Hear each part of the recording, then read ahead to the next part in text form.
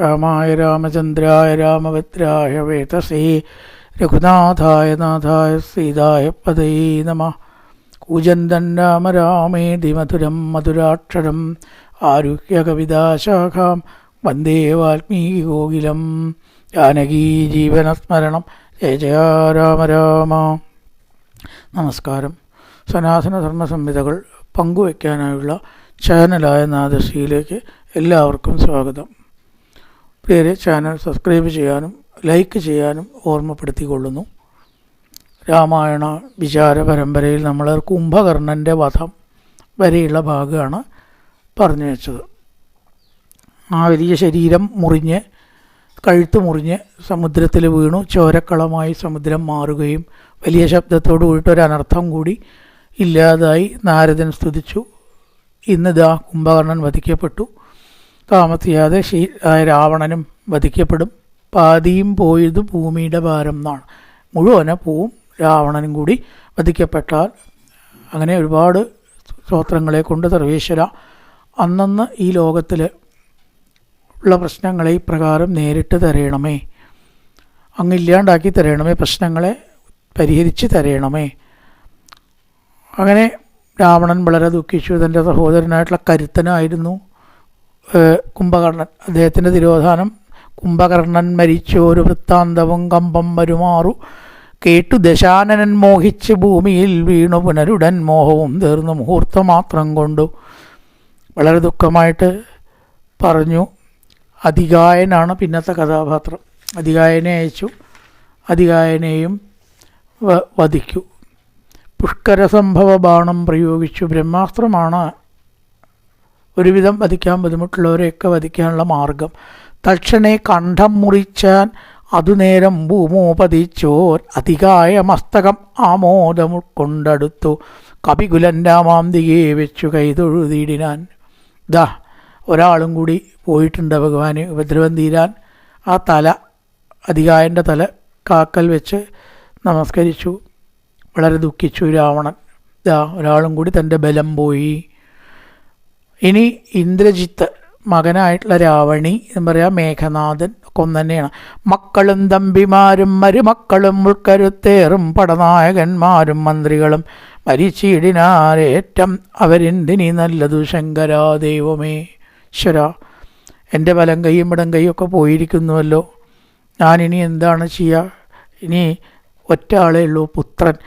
ഖേദമുണ്ടാകരുതേതുമേ മാനസേ താതനു ഞാനിക ജീവിച്ചിരിക്കവേ ശത്രുക്കളെ കൊല ചെയ്ത് വരുന്നതുണ്ടത്തലും ഇരുന്നരുളേണമേ. ഞാനുള്ളപ്പോൾ എൻ്റെ അച്ഛനെ എന്തിനാണ് ദുഃഖിക്കുന്നത്? രാമനെയൊക്കെ കൊന്ന് ശത്രുക്കളെ ജയിച്ച് ഞാൻ തീർച്ചയായിട്ടും വരാം. എന്നെ ഒന്ന് അനുഗ്രഹിക്കണം എന്നാണ് പറഞ്ഞത്. എന്നാൽ അങ്ങനെ തന്നെ എന്ന് അനുഗ്രഹിച്ചു. എന്നതു കേട്ടു തനയനെയും പുണർന്ന് എന്നെ സുഖമേ ജയിച്ചു വരിക നീ. പമ്പനാം പുത്രനും കുമ്പിട്ടു താതനെ തൻ പടയോടും നടന്നു തുടങ്ങിനാൻ. ആ പടയോടുകൂടി യുദ്ധക്കളത്തിലേക്ക് അങ്ങനെ വന്നു. അതിഗംഭീരമായിട്ടുള്ള യുദ്ധം. രാമനും ലക്ഷ്മണനൊക്കെ ഇതാ വലിയ അപകടങ്ങൾ പറ്റുന്ന ഒരു ഘട്ടമാണ് യുദ്ധത്തിൽ ഇത്. വളരെ വിഷമിച്ചുകൊണ്ട് അവർ വീണു. ബോധക്ഷയുണ്ടായി. ചിലരൊക്കെ മരിച്ചുവോ എന്നുകൂടി സംശയിച്ചു. അങ്ങനെയൊക്കെ വൃക്ഷങ്ങൾ വെന്തു മുറിഞ്ഞു വീഴും മണ്ണം വൃക്ഷപ്രഭരന്മാർ വീണു തുടങ്ങിനാൻ. തെരുതെരേന്ന് മരങ്ങൾ വീണ പോലെ ദാ വാനരന്മാർ വീഴുകയാണ്. എത്രയോ അസ്ത്രപ്രത്യസ്ത്രങ്ങൾ ധാരാളമായിട്ട് പ്രയോഗിച്ചു. അവസാനം ദേവദേവന്മാരും അന്യോന്യം അന്നേരം വ്യാകുലം പൂണ്ടു നിൽക്കവേ ഋഷാരാഘവന്മാരെയും എഴുതി വീഴ്ത്തിയിടിനാൻ മേഘനാഥൻ മഹാവീര്യവ്രതതര. അവന് കുറേ ഉപാസനയും ശക്തിയും ചൈതന്യമൊക്കെ ഉണ്ട്. ദേവന്മാരടക്കം പേടിച്ചു. രാമലക്ഷ്മണന്മാർക്ക് തോൽവി സംഭവിക്കുമോ? ബോധക്ഷയായിട്ട് വന്നപ്പോൾ ഹനുമാനോട് പറഞ്ഞു, മൃതസഞ്ജീവനി ഔഷധം, മൃതസഞ്ജീവനി മന്ത്രമുണ്ട് കേട്ടോ, ഔഷധമുണ്ട്, രണ്ടുമുണ്ട്. മന്ത്രമാണ് ശുക്രാചാര്യർ പഠിപ്പിച്ചത് മരിച്ചവരെ ജീവിപ്പിക്കാൻ. ഇത് ഏകദേശം മൃതപ്രായമായിട്ടുള്ളവരെ ജീവിപ്പിക്കാനാണ് ഈ ഔഷധി. മരിച്ചവരെ ജീവിപ്പിക്കാൻ പറ്റുന്ന ചിലർ 4 തരം ഉണ്ട് എന്നാണ്. വിശല്യകരിണി, സന്താനകരിണി എന്നൊക്കെ പറഞ്ഞ് വേദസ്വരൂപങ്ങളാണ് ഇത് 4 എന്നാണ്. ഈ 4 എണ്ണം ഉണ്ട്. അത് കൊണ്ടുവരിക എന്നാൽ മാത്രമേ ബോധക്ഷയം സംഭവിച്ച് ഏറെക്കുറെ മരിച്ച അവസ്ഥയിൽ, മരിച്ചിട്ടില്ല, അതുവരേക്കും എത്തിയിട്ടുള്ളതായ ഇവരെ ജീവിപ്പിക്കാനായിട്ട് സാധിക്കുള്ളൂ എന്നങ്ങനെ പറഞ്ഞു. ഹനുമാൻ അതിനു വേണ്ടി പോകാൻ പുറപ്പെട്ടു എന്ന് ഇവരൊക്കെ അറിഞ്ഞു. ആ മരുന്ന് വന്നാൽ ഇവരെ കൊല്ലാനായിട്ട് സാധിക്കില്ല. അപ്പം അതുകൊണ്ട് എന്ത് ചെയ്യണം? ഹനുമാൻ ഈ മരുന്ന് കൊണ്ടുവരുന്നതിനെ തടയണം. അതിന് തടയാൻ വേണ്ടിയിട്ട് കാലനേമിയെ അയക്കുകയാണ്. കാലനേമി എന്ന് പറഞ്ഞിട്ടുള്ളതായ അസുരനെ അയച്ചു.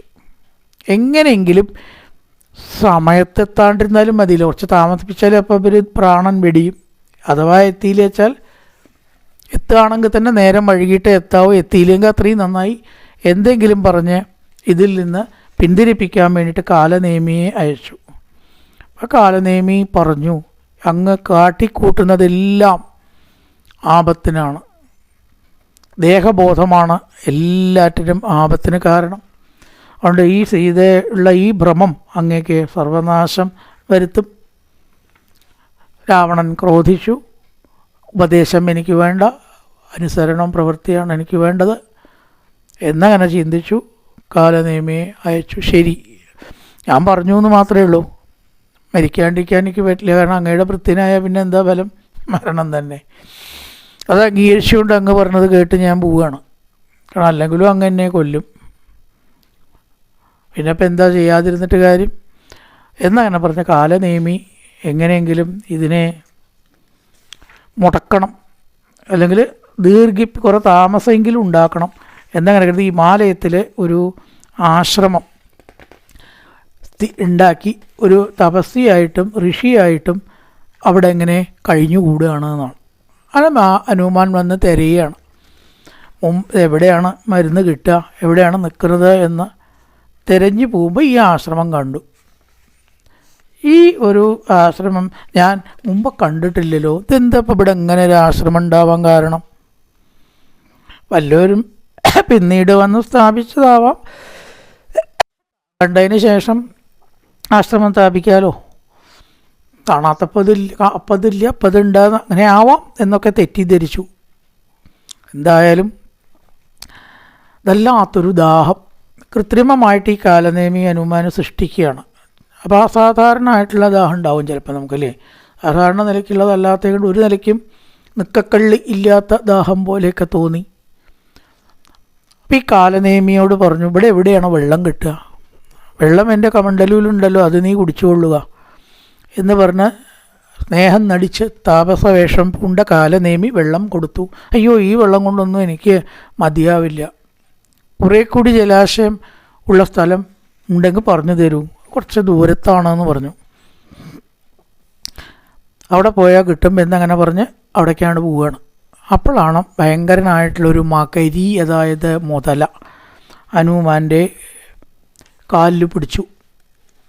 വേഗം അതിൻ്റെ വായ പിളർന്ന് അതിനെ വധിച്ചു ഹനുമാൻ. ഇപ്പോൾ ഞാൻ ധന്യമാലി എന്ന് പറഞ്ഞിട്ടുള്ളൊരു അപ്സരസയായിരുന്നു, ശാപത്താൽ ഇവിടെ വന്നുപെട്ടതാണ്. എപ്പോൾ ഹനുമാൻ ശ്രീരാമാവതാരത്തിൽ വരുമോ അന്ന് നിൻ്റെ യഥാർത്ഥ രൂപം കിട്ടുമെന്നും ശാപമോക്ഷം കിട്ടിയിരുന്നു. ഞാൻ ധന്യനാണ്, അങ്ങ് രാമദൂതനാണെങ്കിൽ ഞാൻ ധന്യയാണ് എന്നൊക്കെ ധന്യമാലി പറഞ്ഞു.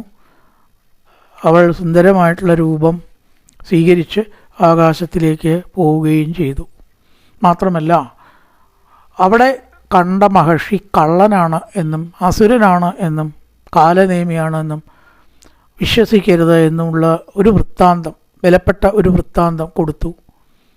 വധിക്കുകയാണ് വേണ്ടത്, അതിനെയൊന്നും ജീവിക്കാൻ സമ്മതിക്കരുത്. ഇനി ഞാൻ ദേവലോകത്തേക്ക് പോട്ടെ എന്ന് പറഞ്ഞു. ഹനുമാനും സന്തോഷമായി. പറഞ്ഞപ്പോൾ സംഗതികളൊക്കെ ശരിയാണെന്ന് തോന്നി. അങ്ങനെ മടങ്ങി വന്ന് ആ അസുരനെ മന്ത്രോപദേശം ചെയ്തു തരാം, അതിന് വേണ്ടതായ ദക്ഷിണ എനിക്ക് നൽകണം എന്നൊക്കെ പറഞ്ഞപ്പോൾ എപ്പം തരാം ദക്ഷിണ എന്നും പറഞ്ഞ് മുട്ടി ചുരുട്ടിയിട്ട് കൊടുത്ത് ഒരൊറ്റടി, ഇതാ പിടിച്ചോ ദക്ഷിണ എന്നും പറഞ്ഞിട്ട്. അസുരൻ അതേ പ്രസംഗി എന്നോടാണ് കളിയല്ല, എനിക്കിതാരും പറഞ്ഞു തരില്ല എന്ന് വിചാരിച്ചു നീ ആരെയും ചതിക്കാൻ ഇടവരരുത് എന്നും പറഞ്ഞ് ഒരൊറ്റ ഇടി കൊണ്ട് കാലനേമിയെ വധിച്ചു. ആ ഉത്തുംഗമായിട്ടുള്ള ശൃംഗങ്ങളിൽ മൃതസഞ്ജീവനിയെ കണ്ടു. അതെന്തൊക്കെയാണെന്ന് വെച്ചാൽ വിശല്യകരണി, സന്താനകരണി, സുവർണകരണി, മൃതസഞ്ജീവനി, 4 എണ്ണം. വിശല്യകരണി, സന്താനകരണി, സുവർണകരണി, മൃതസഞ്ജീവനി. സഞ്ജീവനി ലാസ്റ്റാണ്. ഈ 4 എണ്ണം വേദസ്വരൂപം എന്നറിയുക നീ. ആദിത്യനോളം പ്രഭയുണ്ടു 4നും വേദസ്വരൂപങ്ങളെന്നും അറിയുക നീ. ഈ ഔഷധങ്ങൾ പെട്ടെന്ന് കിട്ടാത്തപ്പോൾ ആ പർവ്വതം ഒരുമിച്ച് ഇങ്ങോട്ട് കൊണ്ടുവന്നു.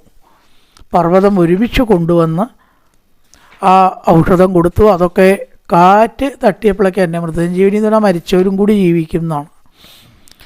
അവരെല്ലാം കണ്ണൊക്കെ പിളക്കി ചോര കൊണ്ട്, കണ്ണു വീഴ്ചകൂടാ രുധിരം കൊണ്ട് ഹനുമാൻ ജീവിച്ചിരിക്കുന്നുണ്ടോ എന്ന് ചോദിക്കുകയാണ്. അത് കഴിഞ്ഞതിന് ശേഷം ഹനുമാൻ വീണ ഒരു സന്ദർഭത്തിലാണത് പറയുന്നത്, ഇപ്പോഴല്ല.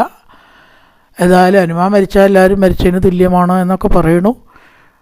ഒരു ഔഷധം കൊണ്ട് അവരെല്ലാം പഴയ പോലെ ആയി. നിശാചരന്മാരാരും വിജയിച്ചതുമില്ല, മരുന്ന് കിട്ടിയതുമില്ലല്ലോ. ഇവരൊക്കെ വീണ്ടും ജീവിച്ചു. നക്തഞ്ചരേന്ദ്ര നിയോഗേന രാക്ഷസർ വാരാനിധിയിലിട്ടിടിനാൻ എന്നതു കാരണം ജീവിച്ചതില്ല രക്ഷോഗണം. അവർക്ക് കിട്ടിയില്ല ഈ മരുന്ന്. അങ്ങനെയാണ് ജീവിച്ചു. പിന്നെ മേഘനാഥൻ്റെ റോളാണ്. അതിഗംഭീരമായിട്ടുള്ള യുദ്ധം. വൃക്ഷങ്ങളെ പർവ്വതങ്ങളെ കൊണ്ടൊക്കെ വാനരന്മാരും മറ്റു പല അസ്ത്രങ്ങളെ കൊണ്ടൊക്കെ ഇന്ദ്രജിത്ത് മേഘനാഥനും അതിഗംഭീരമായിട്ടുള്ള യുദ്ധം. ഇവിടെ ആരൊക്കെയോ വെച്ചാൽ പലരും ഉണ്ട്. മൈന്ദൻ ആയിട്ടുള്ള ആളുകൾ പല പേരുകൾ അങ്ങനെ പറയണു. അകമ്പനൻ, നികുംബനൻ എന്നുള്ളതായിട്ടുള്ളവരൊക്കെ ആ ഭാഗത്തുണ്ട്. അതിഗംഭീരമായിട്ടുള്ള യുദ്ധം. അപ്പം മായാസീതയെ വധിച്ചു. ഒരു വേഷം ഉണ്ടാക്കിയിട്ട് ഇവർക്ക് മനസ്സ് തളർത്താൻ. സീത അപഹരിക്കപ്പെട്ടു എന്ന് ഹനുമാനെ വിശ്വസിപ്പിച്ചു. ഹനുമാൻ ഇവരുടെ ശക്തനാണെന്ന് ഇവർക്കൊക്കെ അറിയാം. സീതയെ വധിക്കുന്നത് ഹനുമാൻ കണ്ടു. മായാസീതയാണ്, ശരിക്കുള്ള സീതയല്ല. അങ്ങനെ ഈ വിവരം രാമനോട് പറയാൻ വേണ്ടി യുദ്ധത്തിൽ നിന്ന് അങ്ങനെ പിരിഞ്ഞ് പോകുമ്പോൾ രാമൻ സംശയിച്ചു, എന്താണ് യുദ്ധക്കളത്തിൽ നിന്ന് ഇവൻ തിരിഞ്ഞു വരുന്നത്? യുദ്ധത്തിൽ നിന്ന് തിരിഞ്ഞ് ഓടാറില്ലല്ലോ ഇവൻ, ഒരിക്കലും അങ്ങനെ പതിവുള്ള ഒരാളല്ല. അപ്പോഴാണ് ഈ അവസ്ഥ പറഞ്ഞറിയിക്കണത്. ഇനി എന്തിനാണപ്പോൾ നമ്മൾ യുദ്ധം ചെയ്യണം? ഇങ്ങനെ സംഭവിച്ചിട്ടുണ്ട്. വിഭീഷണൻ കൈയിണ കൊട്ടി ചിരിച്ചു. വിഭീഷണൻ, അയ്യോ കുരങ്ങന്മാരെന്തറിഞ്ഞു വിഭോ, ലക്ഷ്മി ദേവിയെ ഉണ്ടോ ആർക്കെങ്കിലും കിട്ടുന്നു കൊല്ലാൻ? അത് നടന്നിട്ടില്ല. ഇത് രാക്ഷസന്മാരുടെ മായ ഇതെന്നറിഞ്ഞാലും. അപ്പോൾ ഹനുമാന് കുറച്ചൊരു ആശ്വാസം ആയി. അങ്ങനെ മേഘനാഥനെയും വധിച്ചു. അപ്പോൾ രാവണൻ ദുഃഖമാണ് ഇത്തമന്യോന്യം പറഞ്ഞിരിക്കും നേരം പുത്രൻ മരിച്ചതു കേട്ടൊരു രാവണൻ വീണിത് ഭൂമിയിൽ മോഹം കലർന്നതിക്ഷീണനായി പിന്നെ വിലാപം തുടങ്ങിനാൻ. ഹാഹാ കുമാര മണ്ഡോദരീനന്ദന, ഹാഹാ സുകുമാര വീരമനോഹര, മൽക്കർമ്മദോഷങ്ങളെന്തു ചൊല്ലാവതും ദുഃഖമിതെന്നു മറക്കുന്നതുള്ളിൽ ഞാൻ. പിണ്ണവർക്കും മുനിമാർക്കും ദ്വിജന്മാർക്കും ഇന്നു നന്നായി ഉറങ്ങിയിടുമാറായതു. അമ്മയും പേടി ഇല്ല ആർക്കും ഇനി മമ ജന്മവും നിഷ്ഫലമായി വന്നിതീശ്വര. മഹർഷിമാർക്കും സജ്ജനങ്ങൾക്കും എൻ്റെ ശത്രുക്കൾക്കും സമാധാനമായിട്ടുണ്ടാവും. എൻ്റെ എല്ലാമായിട്ടുള്ള പുത്രൻ അവസാന കണ്ണിയായിരുന്നു മേഘനാഥൻ. അവനും ഇതാ ലോകത്തോട് വിട പറഞ്ഞു. ഞാൻ ഒറ്റയ്ക്കായി. ഇനി എന്താണ് ചെയ്യുക? എൻ്റെ ജന്മം തന്നെ നിഷ്ഫലമായല്ലോ ഈശ്വര എന്നൊക്കെ പറഞ്ഞ് എന്നുടെ പുത്രൻ മരിച്ചതു ജാനകി തന്നുടെ കാരണം എന്നതുകൊണ്ടു ഞാൻ കൊന്നവൾ തന്നുടെ ചോര കുടിച്ചൊഴിഞ്ഞെന്നുമേ ദുഃഖം അടങ്ങുകയില്ലമേ. എല്ലാറ്റിനും കാരണം ഈ സീതയാണ്. വെട്ടി ഞാൻ നുറുക്കുകയാണ് എന്നങ്ങനെ പറഞ്ഞ ഖഡ്ഗവും ഓങ്ങി ചിരിച്ചലറി തത്ര നിർഗമിച്ചിടിനാൻ.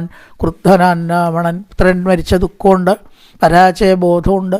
എല്ലാം കൂടി ചെയ്യേണ്ടതേത് ചെയ്യരുതാത്തതേത് നിശ്ചയില്ലാത്ത അവസ്ഥയായി. വേഭതുഗാത്രിയായി ഹാ രാമ രാമ രാമേതി ജപത്തോടും ആരാമദേശേ വസിക്കും ദശാന്തരേ.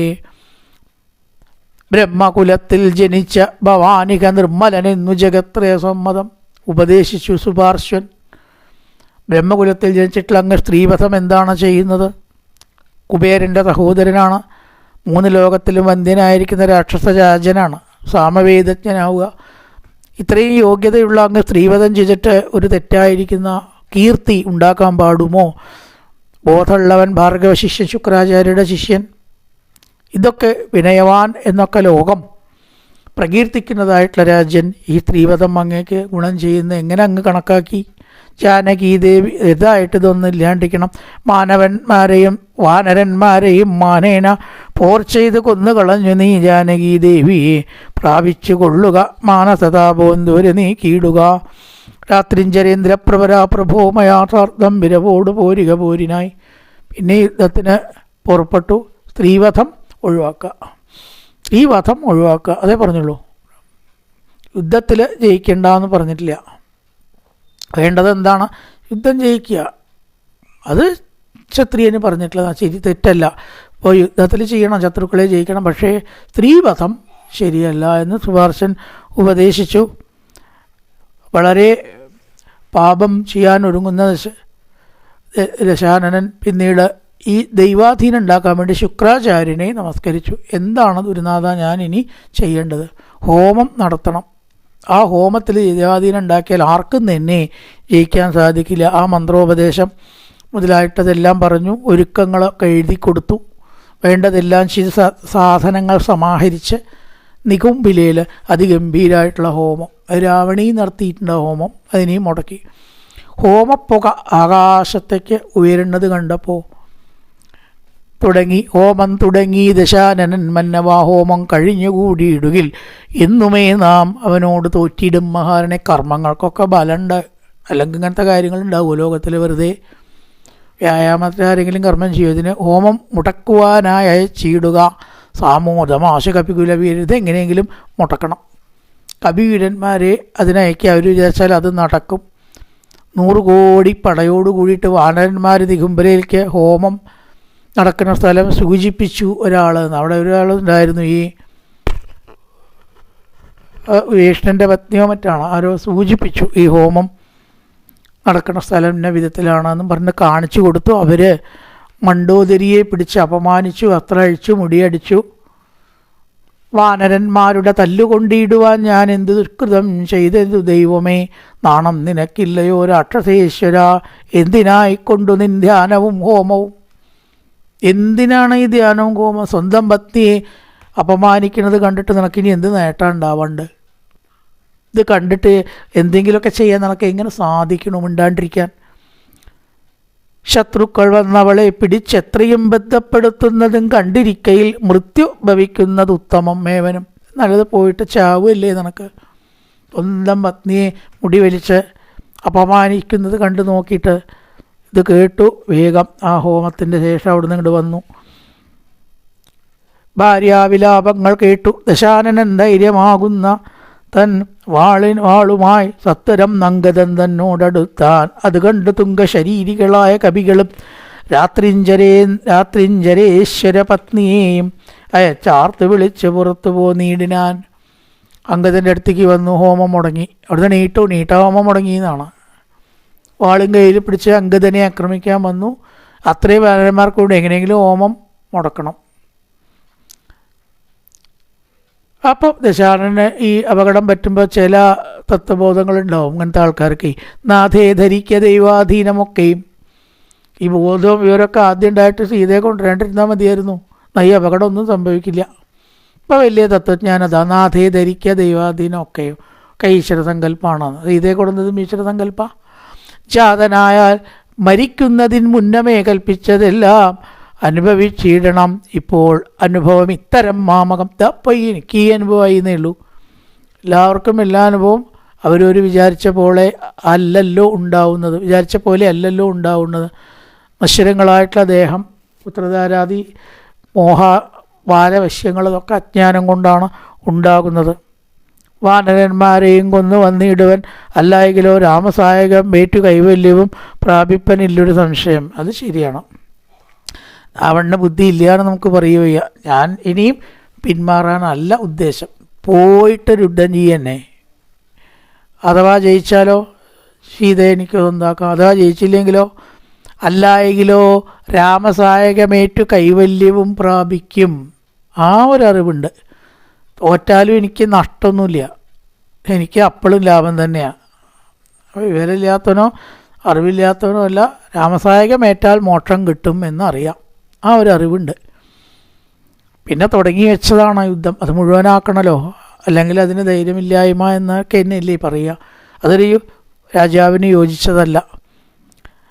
രാഘവനെ ജയിപ്പാൻ അരുതാർക്കുമേ ലോകത്രയത്തിങ്കലെന്ന് ധരിക്ക നീ. അപ്പം അതൊക്കെ ദശഗ്രീവനോട് മണ്ഡോദരി കുറച്ച് ഉപദേശം ചെയ്തു കൊടുത്തു. ആരുമില്ലാത്ത സമയത്ത് സീതയെ ഒരുപാട് അങ്ങ് ഉപദ്രവിച്ചു.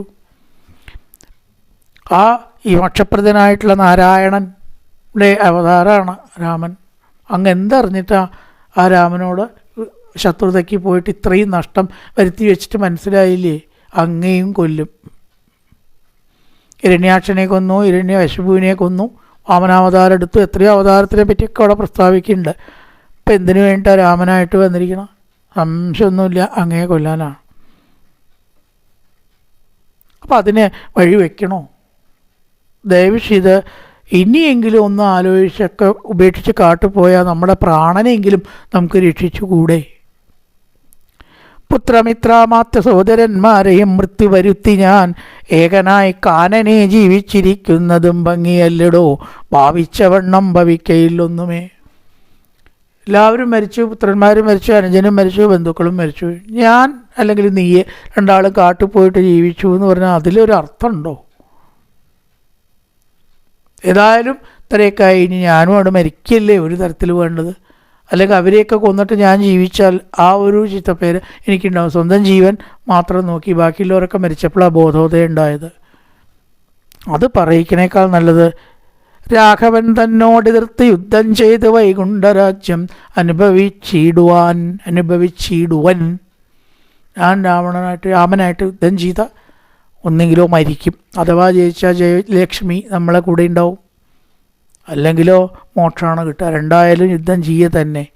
ഇനി മുന്നോട്ട് വെച്ചിട്ടുള്ള കാല് പിന്നോക്കം എന്തായാലും വയ്ക്കാൻ ഉദ്ദേശമില്ല. തം പറഞ്ഞു യുദ്ധത്തിനൊരുമ്പെട്ടു ബദ്ധമോദം പുറപ്പെട്ടിതു രാവണൻ. മൂലബലാദികൾ സങ്കരത്തിനു തൽക്കാലേ പുറപ്പെട്ടു വന്നിതു ഭൂതലേ. ലങ്കാധിപന് സഹായമായി വേഗേന സംഖ്യയില്ലാത്ത ചതുരംഗസേനയും 10 പടനായകന്മാരും ഒന്നിച്ച് 10 കഴുത്തനെ കൂപ്പി പുറപ്പെട്ടാർ. വാരുതി പോലെ പരന്നു വരുന്നൊരു മാരുതി മുമ്പാം കവികൾ കണ്ട് എത്രയും ഭീതി മുഴുത്തു വാങ്ങിയിടുന്നതു കണ്ടു നീതിമാനാകിയ രാമനും ചൊല്ലിനാൻ. കടൽ പോലെയാണ് സമുദ്രം, അത്ര വാനന്മാരുണ്ട്. അട്ടന്മാരുടെ ഭാഗത്തും ആൾക്കാരൊക്കെ ഉണ്ട്. എല്ലാവരും കൂടി അങ്ങനെ ഏറ്റുമുട്ടി ആന, തേര, കുതിര, കാലാള മരിച്ചു വീണു. കോടികളും കബന്ധങ്ങളും കാളനിശീതിനെയും പിശാചങ്ങളും നായും നരിയും കഴുകുകൾ. ഭയങ്കരമാണ് യുദ്ധക്കളം. രാമായണ യുദ്ധം മനോഹരം എന്നൊക്കെ പറഞ്ഞു വെച്ചാൽ അതൊക്കെ കേൾക്കുമ്പോൾ അത്ര മനോഹരമൊന്നുമില്ല. നായ, നരി, കുറുക്കന്മാരുടെ ഓളിടൽ, പേയും പെരുത്ത് ഭയങ്കരമാം വണ്ണം. രാമചാപത്തിൻ മണി തന്നിതാതും രാമൻ്റെ മണി വില്ലുണ്ട്. ആ വില്ലിൻ്റെ മണി ഇങ്ങനെ ശബ്ദിക്കുന്നുണ്ട് ആകാശത്ത്. തുടരെ ഇതൊക്കെ ഇങ്ങനെ കേൾക്കണു. ദേവന്മാർ, ഗന്ധർവന്മാർ, യക്ഷന്മാർ, അപ്സരത്തുകൾ, ദേവമുനിമാരും ഇതിലായിട്ടുള്ളവരൊക്കെ രാമനെ തുതിക്കുന്നുണ്ട്. രാഘവൻ തന്നെ തുതിച്ച് തുടങ്ങിനാർ ആകാശചാരികൾ ആനന്ദപൂർവ്വകം രാമൻ ജയിക്കട്ടെ, രാമൻ ജയിക്കട്ടെ എന്നിങ്ങനെ പറഞ്ഞ് അതിഗംഭീരമായിട്ടുള്ള ദേവന്മാരുടെ നോക്കി കാണുന്നു, സ്തുതിക്കണു ഭഗവാനെ. അങ്ങനെ അതിഗംഭീരമായിട്ടുള്ള യുദ്ധം ഉണ്ടായി. എങ്ങനെയെങ്കിലും രാവണനെ വധിക്കണം എന്ന് വിചാരിച്ചു. ഓരോരോ അസ്ത്രം പ്രയോഗിക്കുമ്പോഴും രാവണൻ്റെ അസ്ത്രം തല താഴ്ത്ത് വീണു, ശിരശ്ഛേദം. ആ തല അവിടെ തന്നെ ഉണ്ടാവുകയാണ് എന്നാണ്. മാതലി തേര് തെളിച്ചു. ഒരു ഘട്ടത്തിൽ രാവണനെ ഒന്നങ്ങനെ മാറ്റി നിർത്തി. ഇപ്പം എന്താണ് തേര് നിർത്തിയതെന്ന് ചോദിച്ചു. അപ്പോൾ നല്ലൊരു തേരാളി അതിൻ്റെ ഉള്ളിലിരിക്കുന്ന ആളുടെ കാര്യങ്ങൾ അറിയണം. അങ്ങ് ഇപ്പോൾ ലേശം ക്ഷീണിച്ചതുകൊണ്ട് ഞാൻ നിർത്തിയതാണ്. രാമനെ സ്നേഹം ഉണ്ടായിട്ടല്ല, രാമനെ സ്നേഹം ഉണ്ടായിട്ടുമില്ല, മൽസ്വാമിയോട് സ്നേഹം ഇല്ലാഞ്ഞിട്ടുമല്ല. നടക്കുമ്പോൾ ഓടിക്കുന്ന സമയത്ത് നിമ്നോന്നതങ്ങൾ, ഉയർച്ച താഴ്ച, അമ്പൊക്കെ നോക്കിയിട്ട് വേണം ഓടിക്കാൻ. നല്ല ഡ്രൈവർമാർ അങ്ങനെ ചെയ്യുക. കടയിൽ നിന്ന് ചാടിക്കൊന്നുമില്ല, അത് മെല്ലെ അങ്ങോട്ട് കടന്ന് അല്ലേ. അതുകൊണ്ട് ഞാൻ അങ്ങ് ക്ഷീണിച്ചു എന്ന് വിചാരിച്ചിട്ടാണ് ഞാൻ ഒന്ന് മാറി നിന്നത്. അപ്പോൾ ഒരു കൈവള കൊടുത്തു രാവണൻ. തൻ്റെ ഭാഗത്തുള്ള സാരഥി വേണ്ട പോലെ തൻ്റെ കാര്യങ്ങൾ നോക്കുന്നുണ്ട് എന്നങ്ങനെ കണ്ടപ്പോൾ ഒരു കൈവളയും കൊടുത്തു. വീണ്ടും ബാണങ്ങൾ പൊഴിച്ച് ഗംഭീരമായിട്ടുള്ള യുദ്ധം ഉണ്ടായി. മാതലി ആ തേര് കൊടുത്തിട്ട് ഭഗവാന് കൊടുത്തു, ഈ തേര് ഉപയോഗിക്കാം, വിഷമിക്കണ്ട രാമ എന്ന് പറഞ്ഞ് ഇന്ദ്രൻ കൊടുത്തയച്ചതാണ്. ഇന്ദ്രൻ കൊടുത്തതായിട്ടുള്ള തേരാളിയാണ് മാതലി, ഇന്ദ്രൻ്റെ തേരാളിയാണ് മാതലി. അതിലിരുന്നു കൊണ്ട് നന്നായിട്ടുള്ള യുദ്ധം കുറേ ഉണ്ടായി. ഓരോരോ അസ്ത്രം അയച്ചപ്പോഴും തല ശിരസ് അറുത്ത് വീണു. ആ ശിരസ് വീണ്ടും അവിടെ തന്നെ മുളച്ച് വരുന്നത് കണ്ട് അന്തം വിട്ട് നിൽക്കുകയാണ്. ഇനി എന്താണ് ചെയ്യുക എന്നങ്ങനെ ചിന്തിച്ചു. അപ്പോഴാണ് അഗസ്ത്യൻ വന്നിട്ട് ആദിത്യഹൃദയം മന്ത്രം ജപിച്ചു കൊടുക്കണത്. ആദിത്യഹൃദയ മന്ത്രം സംസ്കൃതത്തിൽ തേച്ചിൻ്റെ ഒരു സർഗം മുഴുവൻ വാൽമീരാമൻ തതോ യുദ്ധ പരിശ്രാന്തം എന്ന് പറഞ്ഞിട്ടാണ് സൂര്യൻ്റെ വിവിധ പേരുകൾ, നാമങ്ങൾ. അങ്ങനെ ഉള്ള പോർ കണ്ടു നിൽക്കുന്നേരം എങ്ങനെയെന്നറിഞ്ഞീൽ അഗസ്ത്യൻ തഥാ. ഇവിടെ തൻ്റെ ആവശ്യമുണ്ടെന്ന് അറിഞ്ഞിട്ടൊന്നും എങ്ങനെ അറിഞ്ഞത് ചോദിച്ചാൽ ഉത്തരമില്ല. രാഘവൻ തേരിൽ ഇറങ്ങി നിന്നിടിനാൻ ആകാശദേശാൽ പ്രഭാകരസന്നിവൻ. അഭ്യുദയം നിനക്കാശു വരുത്തുവാനിപ്പോൾ ഇവിടേക്ക് വന്നിതോ ഞാനിടോ. ശത്രുനാശം വരും, രോഗവിനാശനം വർദ്ധിക്കും, ആയുസ്സു സകീർത്തി വർദ്ധനം നിത്യം. ആദിത്യഹൃദയമാം മന്ത്രം ഇതുത്തമമെത്രയും ഭക്തിയാ ജപിക്കടോ. സൂര്യോപാസന മനുഷ്യന് വളരെ വേണ്ട ഒരു കാര്യമാണെന്നാണ്. ഈ ആരോഗ്യം ഉണ്ടാവാനും അത്രയും സൂര്യനെ ശരിക്കും ഭജിക്കുക, അല്ലാത്തതിനും ആവാം. പ്രധാനം എന്താ വെച്ചാൽ ഈ രോഗം ഇല്ലാണ്ടിരിക്കാനും ആരോഗ്യ നില നന്നാക്കാനുമാണ് അത്രയും സൂര്യോപാസന. സാധാരണ നിലയ്ക്ക് നമുക്ക് പ്രയോജനം ചെയ്യുക. ഇവിടെ ശത്രുവിനെ ജയിക്കാനാണ്, അതിന് വേണമെങ്കിൽ അങ്ങനെയാവാം. ഈ ആദിത്യഹൃദയം എല്ലാവരും സൂര്യനെ കിംപുരുഷ അപ്സരോ മാനുഷാദ്യന്മാരും സംപ്രതി സൂര്യനെ തന്നെ ഭജിപ്പതും. ബ്രാഹ്മണരെന്താ ഓം ഭൂർഭുവസ്വതർവരേണ്യം ഭർഗോദേവസ്തയും ഹിരിയോ യോന പ്രചോദയാർ. ആ സൂര്യനെ ഭരിച്ചിട്ടാണ് അവർ തേജസ് നേടുന്നത്. നമ്മുടെ വിശ്വാസപ്രകാരം സൂര്യനൊരു ഗ്രഹമോ ഗോളമോ മാത്രമല്ല. ഇത്രയും ചൂട് സഹിച്ചിട്ട് ഇത്രയും വർഷക്കാലം അവിടെ നിൽക്കണ വേറൊരു വസ്തുവിന് പറ്റുമോ? ചിന്തിച്ചാൽ മതി. അതൊന്നെങ്കിലോ കത്തും അല്ലേ, അല്ലെങ്കിൽ പൊട്ടിത്തെറിക്കും, അല്ലെങ്കിൽ ഉരുകും. ലോകമുണ്ടായ കാലം മുതൽക്ക് ചൂടും സഹിച്ചിട്ട് എങ്ങനെയാണ് ഈ സൂര്യൻ അവിടെ നിൽക്കണം? അവിടെ സൂര്യൻ ഉണ്ടായിട്ട് ഇവിടെ നമുക്ക് ചൂട് സഹിക്കണില്ല. അപ്പോൾ ഈ ഗോളം എങ്ങനെ ചൂടോട് സഹിച്ച് നിൽക്കണു? ഒരു മഹാത്ഭുതമാണത്. ഇന്ന് വരെ ഒരു ശാസ്ത്രജ്ഞനും പിടികിട്ടിയിട്ടില്ല. ഇത്രയും ചൂട് നമ്മളൊരു മെറ്റലിൽ കൊടുത്താൽ ഉരുകും, വേറൊന്ന് കൊടുത്താൽ പൊട്ടിത്തെറിക്കും, വേറൊന്നിൽ കൊടുത്താൽ കത്തും. സൂര്യൻ്റെ ചൂട് എത്രയാണ് ആർക്കെങ്കിലും പറയാൻ പറ്റുമോ? ആർക്കും പറയാൻ പറ്റില്ല. എന്തും പറഞ്ഞാലും അത് ശരിയാണ്, കാരണം അല്ലാന്ന് പറയാൻ ആരാൾ? ആ മാതിരി ചൂടാണ്. അപ്പോൾ ആ സൂര്യൻ ഈശ്വരനാണെന്നാണ് പറഞ്ഞു വരുന്നത്. അതിനെ ഭജിച്ചാൽ അതിൻ്റെ ഗുണമുണ്ടാവും. ഗായത്രിയിൽ കൂടെ ഉപാസിക്കുന്നത് ഈ സൂര്യദേവന സൂര്യഗായത്രി കൂടെ സംപ്രതി സൂര്യനെ തന്നെ ഭജിപ്പതും. ദേവകളാകുന്നത് ആദിത്യനാകിയ ദേവനത്രേ 14 ലോകങ്ങളും രക്ഷിപ്പതും നിജരശ്മികൾ കൊണ്ടവൻ. ഈ 14 ലോകവും തൻ്റെ രശ്മിയെ കൊണ്ടിരിക്കുന്ന 12 ആദിത്യന്മാരെ പറയുമ്പോൾ 12 ആദിത്യന്മാർ, 12 രാശികളിൽ 12 പേരാണ് സൂര്യന് പറയുക. ഒരു രാശിയിലുള്ള പേരല്ല അടുത്ത രാശിയിൽ. അപ്പോൾ 12 രാശിയാണ്, മേടം മുതൽ മീനം വരെ. അതിലൊക്കെ ഓരോ പേരാത്രേ സൂര്യനുള്ളത്. അപ്പോൾ ആ സൂര്യൻ പ്രധാനപ്പെട്ട ഒരു സംക്രമമാണ് മേടം 1-ാം തീയതി, ഏറ്റവും പ്രധാന സംക്രമം. അത് ആചരിക്കുന്നതാണ് വിഷുവായിട്ട് നമ്മൾ ആചരിക്കുന്നത്. കാരണം അത് ആഘോഷമല്ല, വിഷു ഒരു ആഘോഷമല്ല. ഓണമാണ് ആഘോഷം, വിഷു ഒരു ആചരണമാണ്. അത് നമ്മൾ എന്തായാലും ചെയ്യണമെന്നാണ് പറയുന്നത്. ആചരണമാണ്. സൂര്യൻ്റെ ഒരു രാശിയിൽ നിന്ന് മറ്റേ രാശിയിലേക്കുള്ള സംക്രമം കാണിക്കുന്നു. അതുകൊണ്ട് ആദിത്യഹൃദയം മന്ത്രം ജപിക്കുക. കുറേ സൂര്യൻ്റെ പേരവിടെ പറയുന്നു. ദോഷകരാത്മകൻ ദൃഷ്ടാ ദിനകരൻ ഭാസ്കരൻ നിത്യൻ അഹസ്കരൻ ഈശ്വരൻ ദാക്ഷീതവീത സമസ്തലോകേക്ഷണൻ വാസാൻ വിഭസ്താൻ നഭസ്താൻ ഗഭത്തിമാൻ ചാർച്ചതൻ ചമ്പു ചരണ്യൻ ചരണതൻ ലോക ശിശിരാരി ഘോരത്തിമിരാരി ശോകാപഹാരി ലോകാലോക വിഗ്രഹൻ വാനു ഹിരണ്യഗർമ്മൻ ഹിരണ്യേന്ദ്രിയൻ നാദപ്രിയൻ ദാനപ്രിയൻ എന്നങ്ങനെ പറഞ്ഞ് ഒരുപാട് പേര് സൂര്യൻ്റെ പര്യായങ്ങൾ ഉണ്ടാവും. ഒന്നൊന്നുമില്ല, രവി ഒരു സൂര്യൻ മാത്രം, ഒരു പര്യായം മാത്രമാണ്. ഭാസ്കരൻ, രവി, ദിനകരൻ ഒക്കെ സൂര്യൻ്റെ പര്യായം. ആദിത്യഗതിയാണ്. സന്താപനാശകരായ നമോ നമ, അന്ധകാരാന്ധകരായ നമോ നമ, ചിന്താമണേ ചിദാനന്ദായ തേ നമ, നീഹാരനാശകരായ നമോ നമ, മോഹവിനാശകരായ നമോ നമ. ശാന്തായ രൗദ്രായ സൗമ്യായ ഘോരായ കാന്തിമതാം കാന്തിരൂപായ തേ നമ. താവരജംഗമാചാര്യായ തേ നമോ. ദേവായ വിശേക സാക്ഷിണേ തേ നമ.